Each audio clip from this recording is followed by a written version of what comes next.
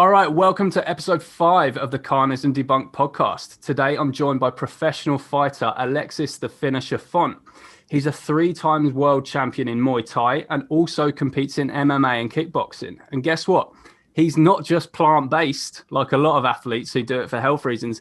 He is vegan for the animals, which is absolutely inspirational for any aspiring vegan athletes out there. And I'm very pleased to have him on today. So, Alex, welcome to the show.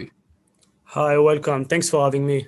Yeah, no problem. And so you're from France originally, but I hear you're living in Scotland at the moment. What's that all about? Yeah, I'm from France. I moved in Scotland about 8 years ago now. Yeah. So I stay in Edinburgh, and I moved for plenty reasons, but mostly for my professional career as a fighter. Yeah. So your training camp is in Scotland at the moment? Yeah, just at the moment now I'm in France because I'm opening a gym here. Yeah. But yeah, most of my camp are in Scotland, yes. Yeah. Have you managed to get to grips with the Scottish accent yet, or are you finding that? Yeah, I'm getting used to it. Yeah, that's fine. I mean, to be honest, I used to go for fights to Newcastle, Manchester, and I found some of English accent quite hard as well. Yeah, admittedly, yeah, we definitely have. I can't say that as an Englishman that Scottish accents are hard to understand if I come from England. So we met a few years ago, didn't we, at the Bristol? Yeah. It was a Bristol March to Close All Slaughterhouses. And I remember because you're a professional athlete, but you gave this impassioned speech not about, the health stuff and all that kind of stuff. You were talking about, how you were saying in, no unclear terms that this is a Holocaust, what's happening to animals. So this, I thought, damn, animal rights is this guy's passion. What's amazing. Yeah. I wanted to ask you, what sort of made you go vegan in the first place? How did that happen? Right. So pretty easy, by the way. It's just basically I was on Facebook, like everybody just scrolling Facebook. And I fell in a PETA video, right? So I know some people are not big fans of PETAs for X and X reasons, but so I saw this video about a dairy farm, basically. And so straight away, the first thing I said when I watched the video was, stop. I was basically telling the guy in the video to stop hurting these animals. And I've always been an animal lover, like a real animal lover, at least I thought. Yeah. And so when I watched this video, I started to feel really, really upset. And basically my first reaction was I wanted to stop the guys from hurting these animals. So I look online and I had a few research what to do if you want to stop paying by buying animal product. Just in the following, just after watching the video. And so I fell into, so I saw the word vegan and I started to look into it. And just after I basically saw on YouTube, Gary Yourofsky's speech. Yeah. And he made me vegan. Basically, I wanted to do it anyway, but that video, the speech of Gary Yourofsky, showed me that I wasn't the only guy in the world who wanted to do that, Yeah. Basically, because I never met any vegetarians or vegans before in my life. Yeah. And so after that, I just went, like, basically that was an hour, maybe 2 hours on one day on an evening, and I just empty my fridge, everything on the bin, and I never bought animal product ever again. Yeah. Wow. It's very powerful what you've said there, because there are a lot of misconceptions around sort of masculinity and harming animals. And there's this idea that we, strong men murder animals rather than protect them. But you're a guy who kicks ass for a living. You're a 3-time world champion in combat sports. Yeah. And there was you seeing this video, and you said you wanted to stop this guy from harming those animals. Yeah. That to me is very powerful. What do you think of all this idea that it's masculine to eat meat and to do this kind of stuff? For me, I would say strong people, strong person in general. We should be protecting weak people or weak beings in general. I think it's what a real strong man should protect weak. Yes. And I do believe. Actually, I don't believe in the strong men eat meat or things like that. That's just propaganda, I would say. Yeah. 100%. What's the deal with veganism at the moment in France, by the way? Because anytime I speak to a French vegan, they always say, man, you have no idea, George. It's so hard to get through to French people, especially about vegan. I don't know if it's the thing with cheese or something. What's the deal with veganism in France?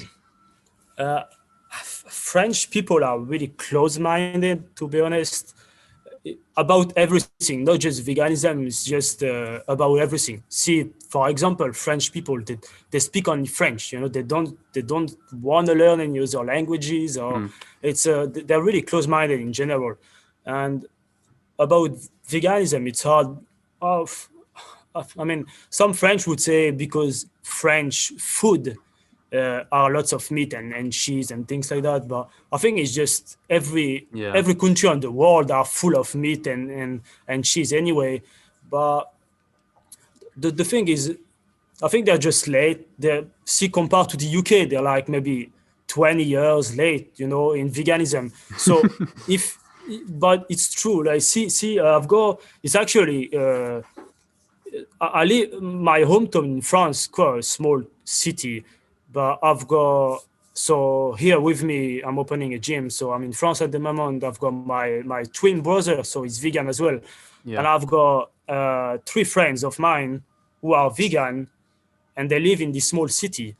So I spend all my time with them, obviously, because they're the only vegan I know here. But for them, they have never ever eaten in a vegan restaurant, for example, because there's nothing here.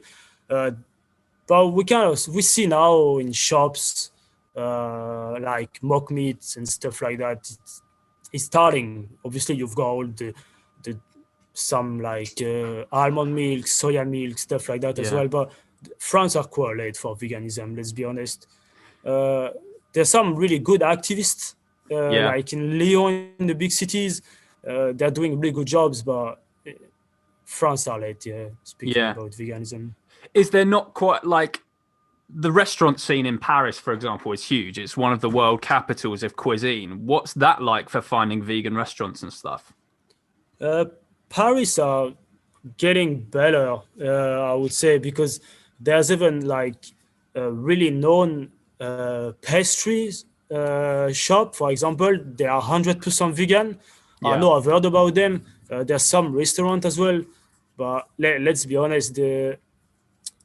Let's say it's like probably like everywhere in the world. It's young people like we would say college students, stuff like that, are going vegan more than older people. Yeah.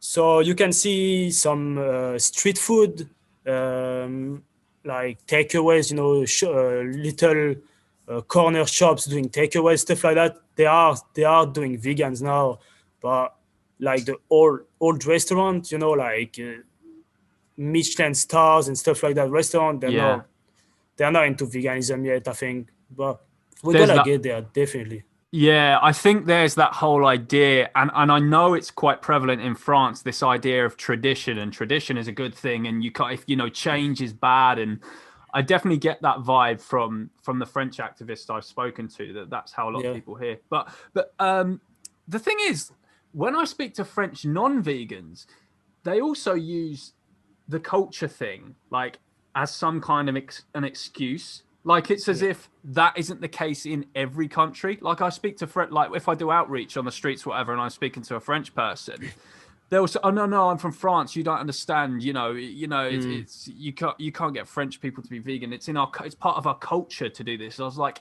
it's part of every single culture in the world to enslave and murder animals. There isn't a single country on this planet that doesn't do it. No, exactly. Yeah.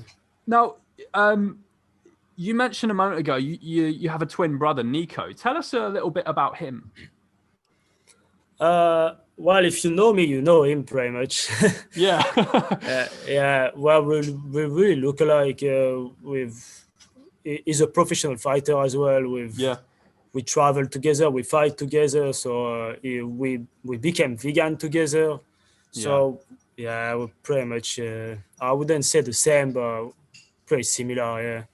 There's a thing with siblings in combat sports that, and I think it might vary from sibling to sibling. You have like the Klitschko's in boxing and the Diaz's in MMA. MMA, yeah. Would you ever fight Nico for a championship fight if it ever came down to it, or would you guys refuse to do that? No, I think we would. Yeah, for business reasons, but yeah, we would. We've already done like tournament. You know, there was a four fighters tournament. Yeah. And we were both in the same tournament, so we didn't meet in the final because I've been stopped for a cut and lots of bleeding on the first fight, and my brother went to the final, but we would have met otherwise on the final. That would have been fine, I guess. It's just business, I suppose. But yeah, we would not every day, but we would. I guess it's like probably a lot of households. You probably grew up fighting anyway, right? Brothers always and sisters always fight growing up, so it's nothing that you're not used to. But now, I think everyone listening will know what kickboxing is and stuff like that, and you've participated in K1 and stuff, which is the kickboxing franchise. And I think people are getting more familiar with MMA and stuff, like because they watch UFC and stuff. Yeah. Can you explain to people, because I think this is the least familiar, and this is what you're the three-time world champion in. What is Muay Thai? Can you tell us about Muay Thai? Sure, yeah. So Muay Thai is basically the national sport in Thailand. So it's like kickboxing. So let's say MMA, for example, you've got all the stand-up and you've got the ground part. So it's basically the stand-up part. So you've got boxing glove instead of small glove like MMA gloves.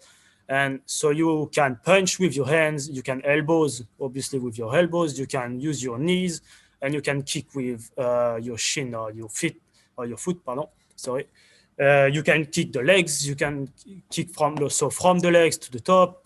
So it's not like full contact kind of the American kickboxing, you know, where you can only kick from the body and the head. You cannot use the legs, so we can kick on the legs as well. Yeah. So yeah, it's the national sport in Thailand. It's pretty popular in Thailand. So I used to travel to Thailand as well. But the UK are really, really good fighter, like Muay Thai fighter speaking. The UK are good as well, yeah.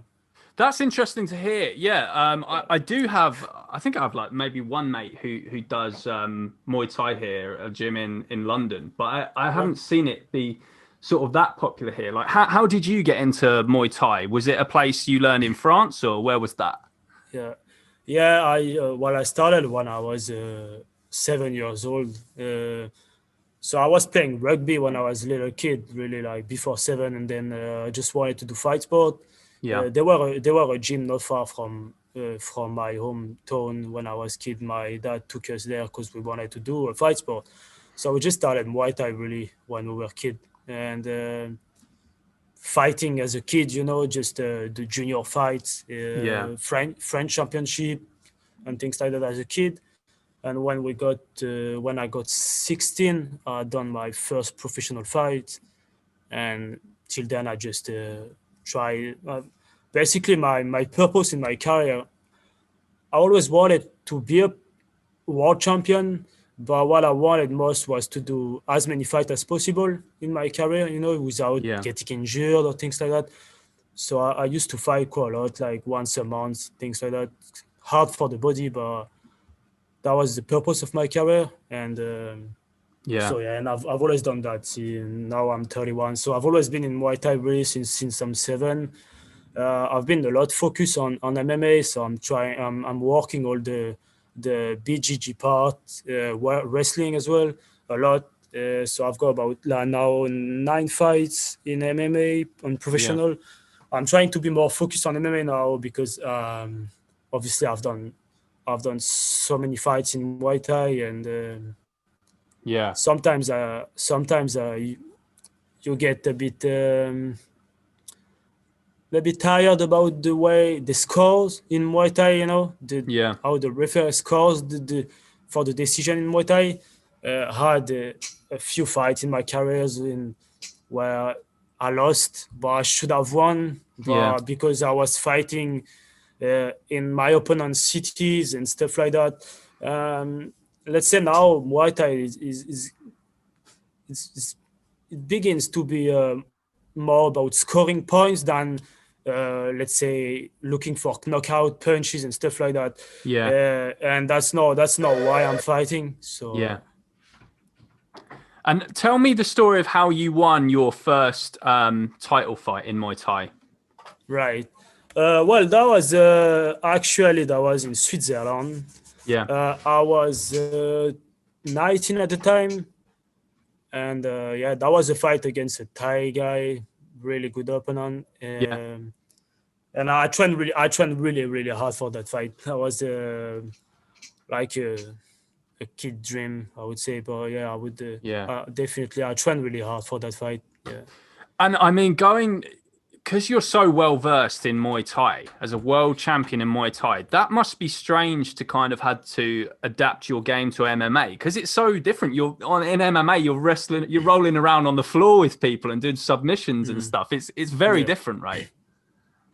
Yeah, it is. Yeah, I think the difference, like if you want to keep your style, like your Muay Thai style, really in MMA. Let's say if you focus only on your Muay Thai style, you're gonna get to the ground because especially distance in Muay Thai, we like proper Muay Thai fighter, we will be like let's say 1 meter, 1.50 apart from each other, and you stand there and you fight there. The purpose is to stand your ground and fight in Muay Thai. It's really hard. Like it's probably the hardest fight sport, Muay Thai, really, because the purpose is stand your ground. Keeping the same distance between each other and kicking and punching hard. So in MMA, distance are always changing. Sometimes the guy will try to get on your legs. Sometimes it will just come closer. If you want to punch him hard, he's gonna jump on the back and like 2 meters away from you. And so you have to. It's really different. There's more spaces as well in the cage, than in the rings. So you can really keep 100% of your Muay Thai style, or you're just the fight just gonna slip through your finger, and you won't be able to catch your opponents. So you have to adapt. Things I do pretty easily without thinking about it. Just my stance change, and I move more if I'm fighting MMA than if I'm fighting Muay Thai. Same when I fight as well boxing, just boxing. Same, my stance just change. It's just happen in my head. I don't know. I don't think about it. It's pretty natural. I think thankfully, because I can see some guys who are like, let's say they come from kickboxing or they come from Muay Thai and they fight MMA and they're pretty lost because, like I say, if you don't have the distance, if you're not able, let's say, naturally to adapt the distance and your stance and all the things like that, you're just gonna lose the fight anyway because you won't be able to really impose your game, And I wanted to ask you a question I think a lot of people listening would like to know, especially if they're into sports and stuff themselves. Can you tell us through your diet plan? Like what, because there's all these myths around about professional athletes, they can't get enough protein if they're a vegan, which we know is absolute nonsense, but and you're living proof of that. But could you tell people out there, especially the skeptics who might be listening, what you eat and how that fuels you? So actually, so that's gonna be a bit different than what you hear usually, probably, even as a vegan, because I've been now for about a year now trying to be mostly on a fruit-based diet, right? Yeah.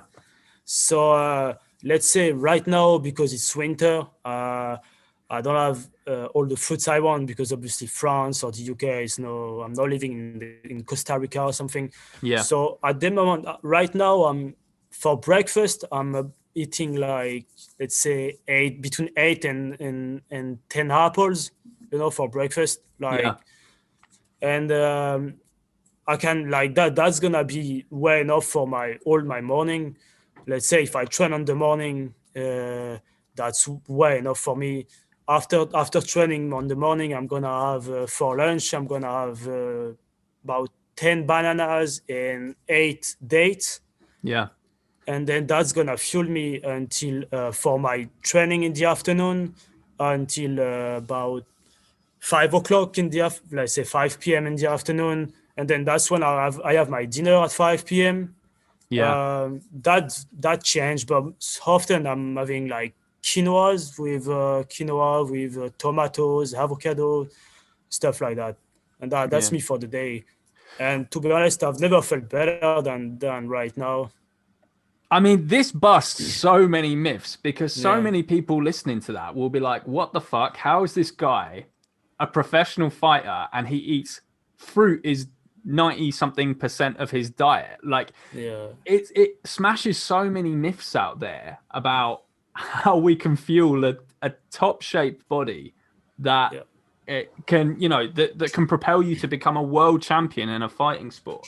And I was just kind of wondering, actually, what do other fighters make of that when they say, "Hey, bro, what's your diet?" and you tell them that? How do other fighters react when they hear that?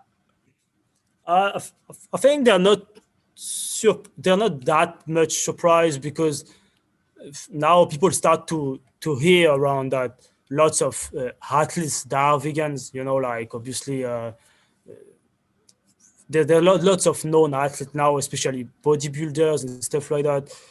So they kind of react like, "Oh, really? Oh, but then I think they understand, especially if I start to speak about how bad animal-based protein are for the bodies, or all things like that. The athletes in general, I think they understand more things like that, because they know already Yeah. that fruits, vegetables are the best for your body anyway, and they know Mm. about legumes and beans and stuff like that. Uh, let's say average people that they never eat legumes or fruits or vegetable, or Yeah. really a small amount per day. When athletes, even if they eat, like, let's say, chicken or eggs, but they still eat legumes and things like that. So I think athletes are probably more open to discuss things like that. Yeah, for sure. I get the like athletes tend to like overwhelmingly know the importance of fruit and vegetables and stuff. There are a few though. I mean, like who do eat low carb diets. Like I've like Oh in yeah, in UFC, you watch Conor McGregor, and I don't know. I think he eats a very low carb diet, and most of his diet is just flesh. It's like steak and stuff like that. And but what I noticed watching him, as good as a fighter he is, he gets gassed out quite easily. Like he yeah, gets very definitely. tired, and Yeah. like I would. Do you think there is like a problem with low carb diets in sports? Do you think you're setting yourself up for failure Yeah. if you have a low carb diet? Yeah, I do believe. I think it's really dangerous. All things like keto diet and stuff are really dangerous, Yeah. because like our bodies is our body is made is you are born to eat carbs. Yeah. Uh, Carbs, it's carbon and hydrogen. Basically, our bodies are made of that. You have to eat carbs. If you don't, it might work for a couple of years maybe, but definitely on the long term on long term period, it's gonna be really bad for your body. That's 100%. And especially for athletes, because your body is like, it's like, let's say if you have a diesel car, and you put petrol in it, you have the right fuel to do what you need to do. And especially Yeah. for athletes, I can't understand an athlete who's not eating fruits and vegetables and things like that. It's just you're not fueling your body properly. So how do you want to work properly? Yeah. Even let's say, without speaking about disease and all things like that who comes from animal protein and all the stuff, but let's say just for your performances, it's impossible to be a good athlete without carbs. That's my opinion, but physiologically, and it is it you can be let's say walk, you can function properly, you can Yeah. be a proper human being without carbs. For me, it's just impossible. It's crazy. I mean, I think even a lot of vegans don't realize this just because of Yeah. how the myths have been perpetuated out there. I don't think the average person knows. In fact, it's not, I don't think. I know the average person does not know that carbs are the primary source of energy for the human body. Humans are built to run on carbs. And we have people going around say, don't eat carbs, carbs are bad. And I think, I guess a lot of that is it's conflated with types of carbs, right? Because people are talking about, because what we're meant to fuel ourselves on, correct me if I'm wrong, is the complex carbs and the simple carbs. So simple carbs would be like fruits and complex carbs would be like whole grains and stuff. But because of refined carbs, you've got white pasta and white bread and white rice. I think because people, correct me if I'm wrong, can get overweight and stuff off those, that gets conflated with carbs are bad, when really carbs are fruits, bananas, apples, and grains and stuff that our body needs. Yeah, definitely. Like the real carbs, the made from the earth, the carbs, like especially this, let's say the simple carbs, all fruits and vegetables. That's you should. It's not even you can. It's you should eat them without counting. You know. Yeah. Now, obviously, if you eat, let's say, white carbs, like white bread and processed sugar things and all those things all day long, that's bad carbs. Yeah. It's not just, to be honest, it's not just you can get fat from them. It's especially the mix with carbs and animal products will get you, fat and Yeah. really an unhealthy body. But just eating white carbs anyways is gonna make you unhealthy. Even if you, let's say, even if you have a lean body, eating white carbs aren't they're not healthy. That's Yeah. that's the truth. But if somebody say that carb like fruits, for example, I've heard that before. Fruits are way too sugary for human being. I'm like, what the fuck? Like, we Yeah. are literally born to eat fruits. So Yeah, it's crazy when people say that kind of thing. I wonder how much meat and dairy propaganda has to do with this. Do you think yeah. maybe it's people like the dairy industry and the meat lobby and stuff like that? Do you think they've been spreading these dangerous myths out there that carbs are bad, and they're trying to instill into, school children and athletes and everyone else, you have to eat our product to be healthy. Don't eat the carbs; those are bad. Do you think that that's got anything to do with it? I think that's more than possible, yeah, because we know that they control everything, but it's even, Yeah. I think did people think that carbs carbs are bad for them because they're sugary, and they hear through the time that since kids, everybody are like, oh, sugar's bad. Yeah, if you drink like juice, for example, that sugar is bad. Definitely processed sugar is bad. But lobbyists from meat, eggs, and dairy industry, I think they try to definitely make you eat less fruits and vegetables and eat more meat, eggs, and dairy. I think Yeah. they work pretty well with carbs like bread, obviously all the sandwiches and stuff like that. But they definitely try to keep you away from all the fruits and vegetables. Maybe they even try to get you sick. I don't know. Maybe they have a share Big in pharma the and that. health Yeah. in big Yeah. pharma and stuff like Yeah. that. Of Yeah. course, of course, I do believe personally. I do believe they run the world Yeah. from behind our backs. But yeah, Well, that's it. The level to which we're indoctrinated is crazy. I mean, you and I would both be guilty of this. We were not vegans all our life. And to think that we ever thought at one point that we as adults, as human adults, would need to drink the lactations of a cow, a baby food of a cow to be healthy. I mean, it just makes you kind of cringe, doesn't it? Looking back and think, how did I believe this shit? Yeah, I know. I mean, I do believe I'm someone pretty smart. Let's say I've always been curious. I like to learn things. I like to read, and now when I look back, especially for someone who's always loved animals, I'm like, how did I believe these things? Yeah.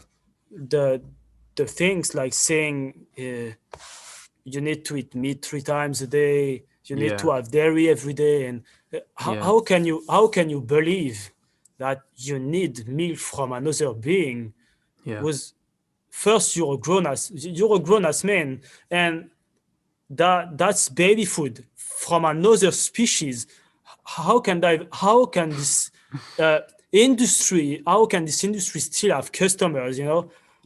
Obviously for us it seems logical now, but that's how powerful these industries are. When you see that.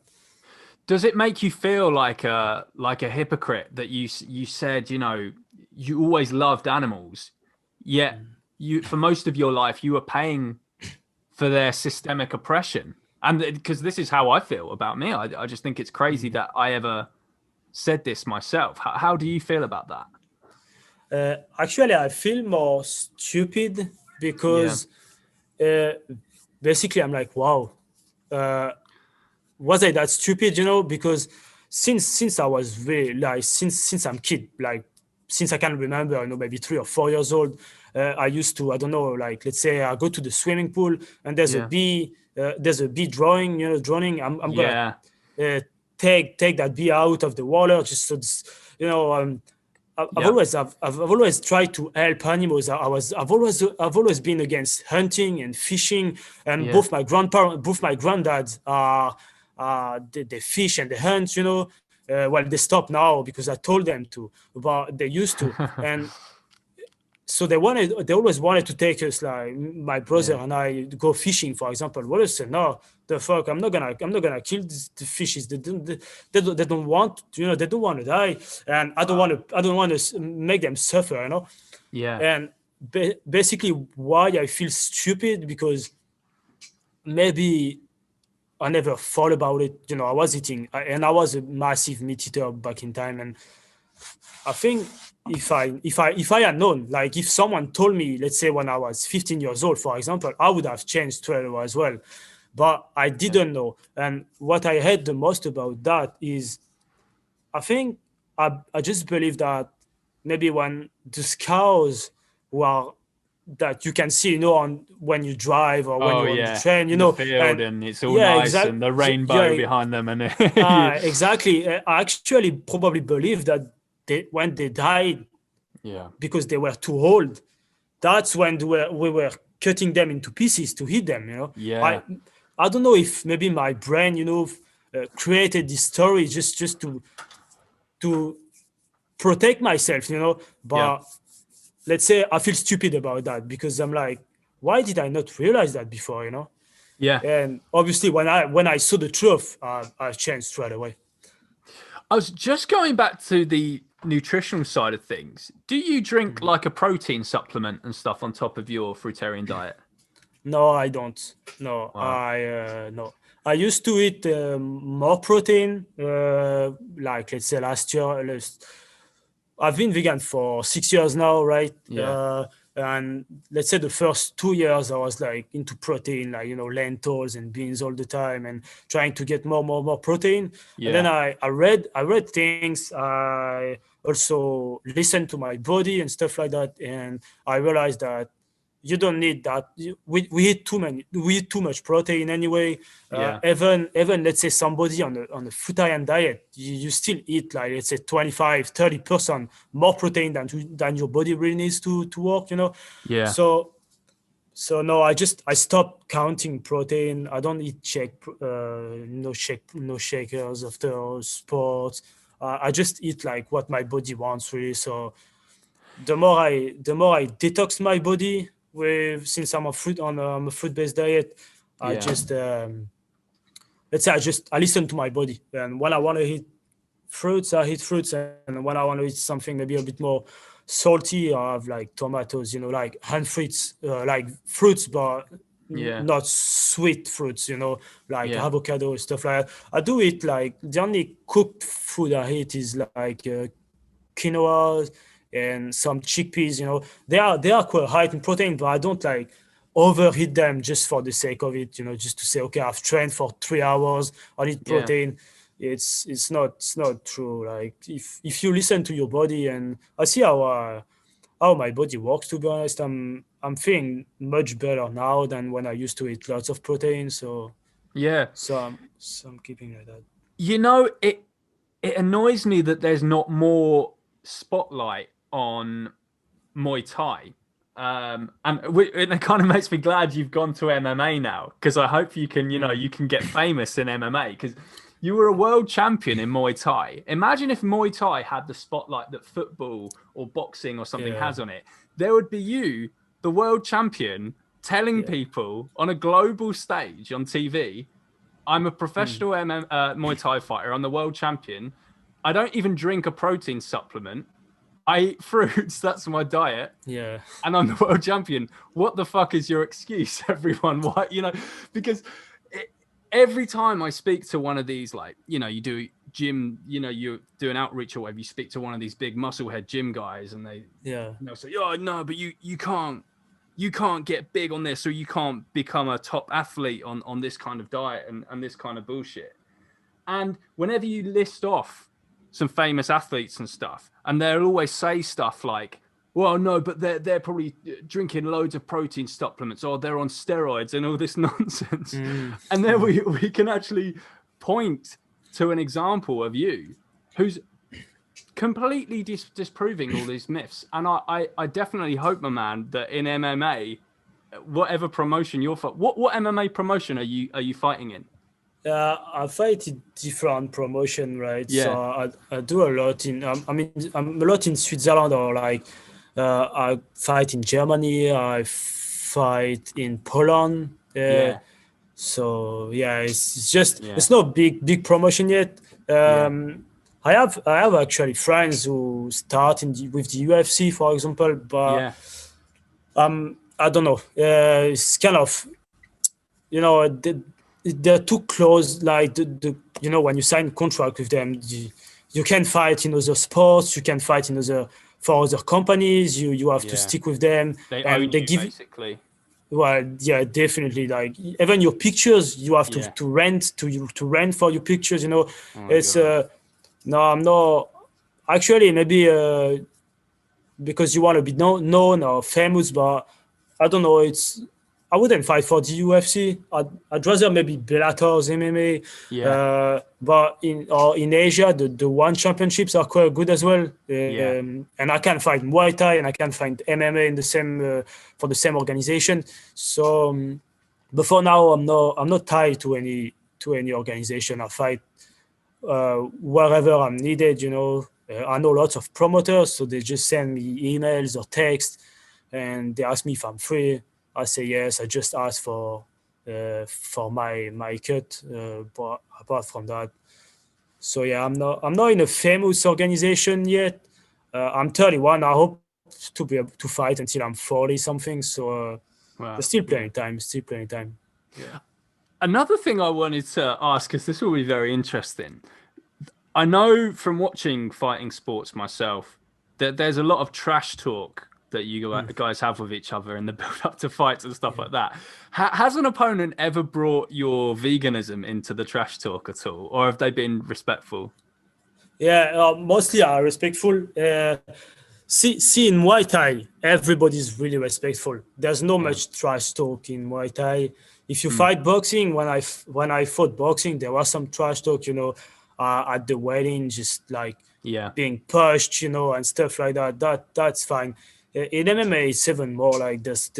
Everybody do trash talk, even if they're nobodies. The guys are nobodies, but they're still doing trash talk. I had one actually saying that because like he said, if you don't eat meat, like, so I'm gonna eat meat, like, you know, for you, so I'm gonna eat double the meat, Oh, you know, things like that. I'm like, what the I mean, what do you want anyway, you know? But I knock him out, so it's cool. Oh, awesome. Well, that's a great story, and I'm glad that many listeners heard that just then. That's amazing. But you see, like I said, it's something in MMA. It's just like, see, the guys are coming at you. They're like, they have maybe, let's say 10 professional fights in MMA, you know? Yeah. And I'm like, okay, all together, right? All my fights, but all my professional fights, but I'm like 105 fights, you know? And I'm like, why you coming at me with your 5 fights and you're trying to, you know, be the bigger man? Yeah, at the end of the day, we can see at the results, but yeah. What did you think of the Game Changers documentary, by the way? Have you seen it yet? I mean, I've got my own opinions on it that I'll reveal after, but I wanted to hear your thoughts on it. Okay, so I did not see it, right? I should have, maybe. Basically, for me, I think it's a great thing to do. I think it's the idea of the movie is great. But I can't really speak about it like in deep because I didn't see it, right? But I like the idea. And I think it changed lots of person, you know. Back in time, let's say a year ago, I used to say when I was talking to people about veganism, and I said you should watch that, because I know they also show athletes and they show food. I think they show some meals idea and things like that. Probably, I don't know, they must speak about things like that. So I said to the guys, you should watch the Game Changer. It's good, because people like to see, you know, obviously athletes and things like that. I know you can see, you know, Djokovic and all the people like Lewis Hamilton and stuff like that in it. So people like to see famous guys like that. So I think it's a good thing for veganism. But I can't say deep in the movie what they're really talking about. So I think you should watch it.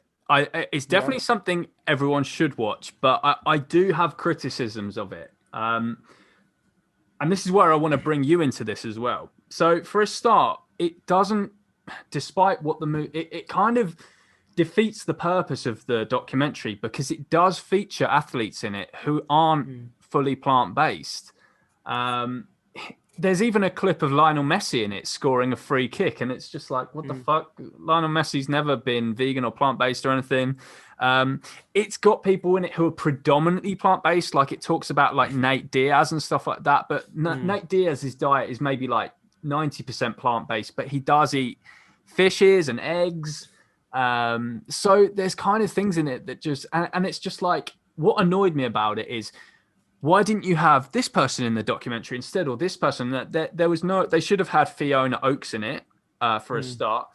They should have you and Nico in it, which is what I was going to say. So James Wilkes, if you're watching, if you're listening, sorry, which he won't be, but do you know what? I might actually tag him in the when I share this, because it would be great for you and Nico for sure to be in. If there's a follow-up, if there is a Game Changers 2, they should have fully plant-based athletes in it. And I think it would be very good to have someone like you in it who can really smash these stereotypes. Because everything you've said, you know, it's completely smashed all this nonsense that's out there.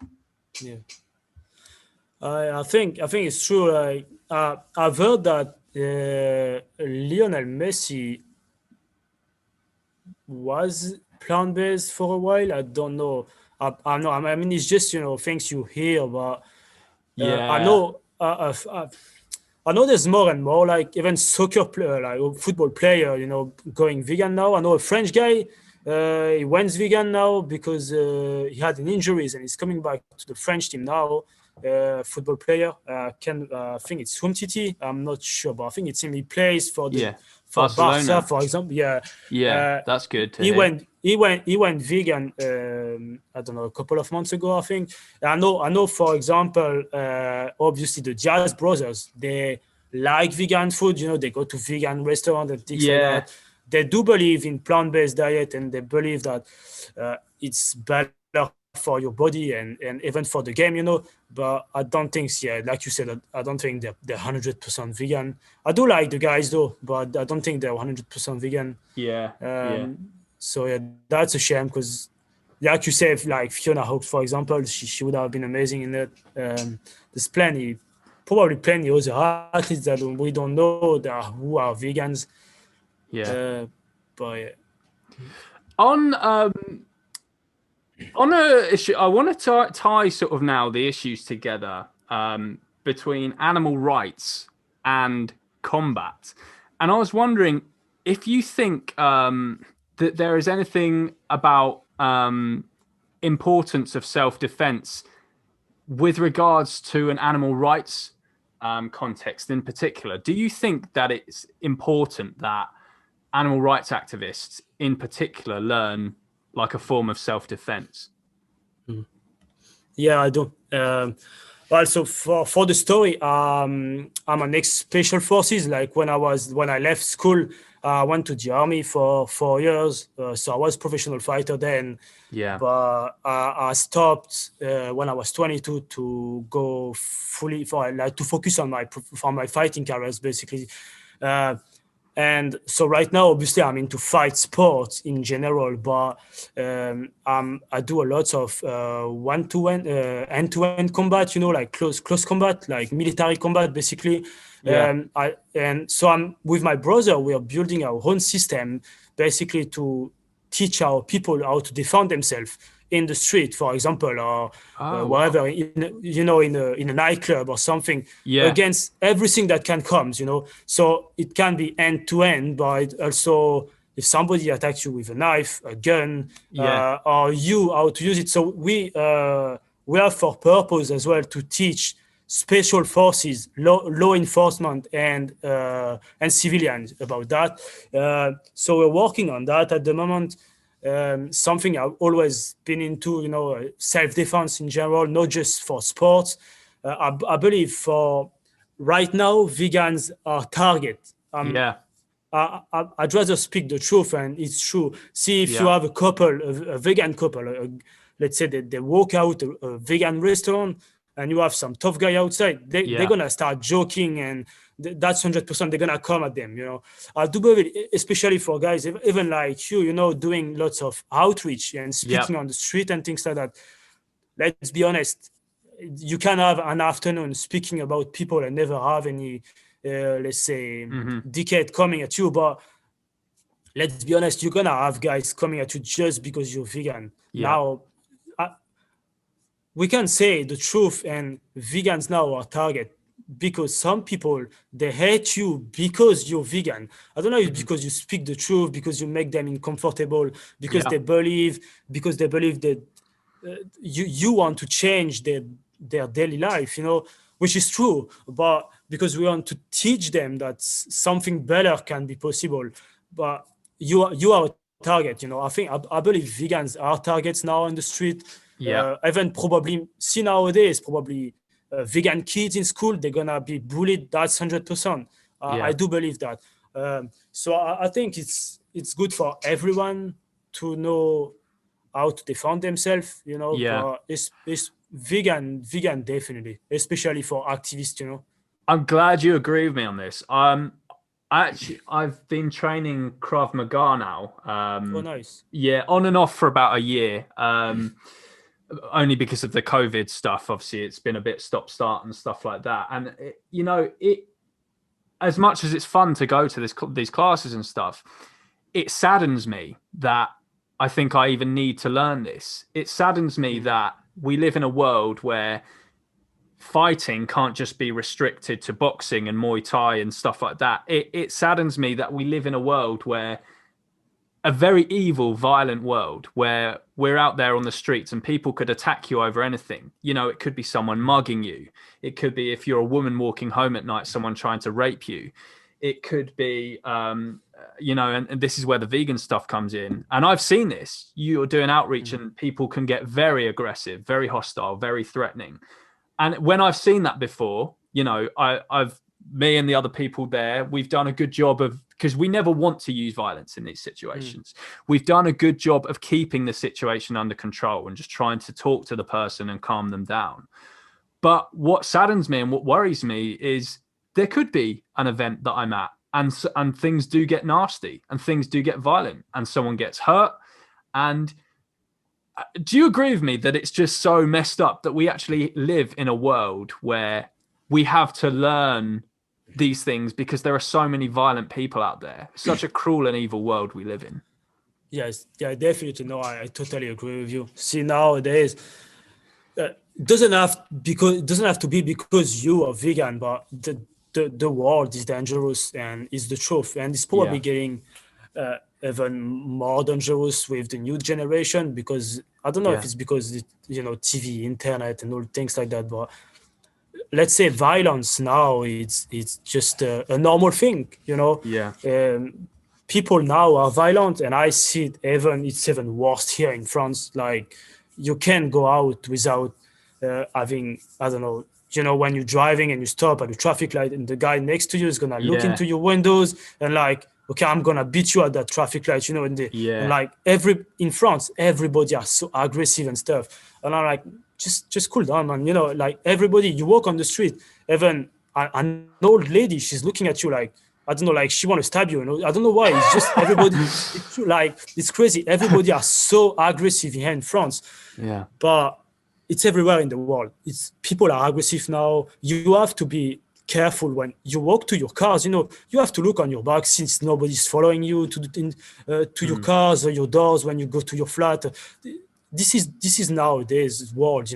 But I think it's really sad that you have to know how to defend yourself. But see, for example, kids. I believe kids should learn fight sports, for example, because it's really good for confidence. It's good for their own protection as well. Because like you said, nowadays, I also believe that's maybe another another talk. But I believe that the more we're gonna hit blood, they're gonna be violence in the world. I do believe, even physiologically, you know what I mean.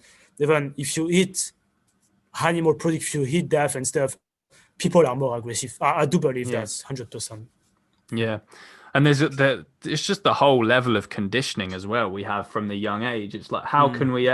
There's many philosophers who have said things along the same lines. They've said stuff like, I think it was Pythagoras who said something like, for as long as man continues to massacre animals, he will never know health or peace. Those who sow the seeds of pain and murder will never reap joy or love. And I think it was Tolstoy who said, for as long as there are slaughterhouses, there will be battlefields. And how on earth will we ever treat each other right if we're, the most innocent beings on the planet are being abused and raped and enslaved and murdered every single day? For me, I believe our society, that I do believe that we can have a kinder society, but in a vegan world, I think it's definitely like, well, I'm not the first to say it. You've probably said it already. Gary Yourofsky used to say it all the time, but I think speciesism is the root of all hatred in the world. I believe that's true, and because it's true, obviously when you're kids, you're taught to lie, to be kind with your dog and cats, but to kill cows, so obviously you're messed up. Like, we're confused, and I do understand that. I understand that. And speaking of that, I think that's true. For as long as we're gonna have slaughterhouses and basically an holocaust happening on this planet, that is, let's say, we don't have to do it, the world is gonna be more and more dangerous. See, I have sorry, go on.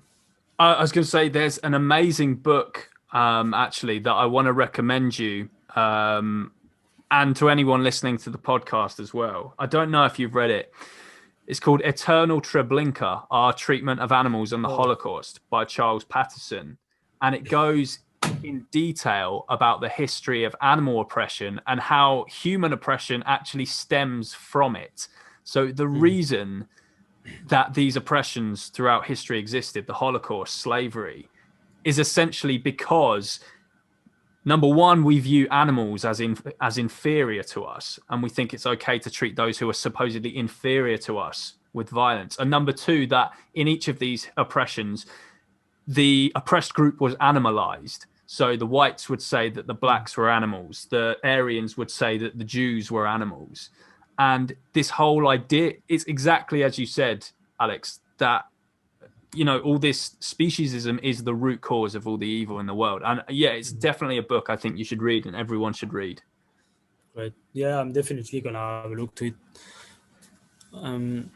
See, I had someone close to me lately. She said, "Okay, you are fighting for animals, right?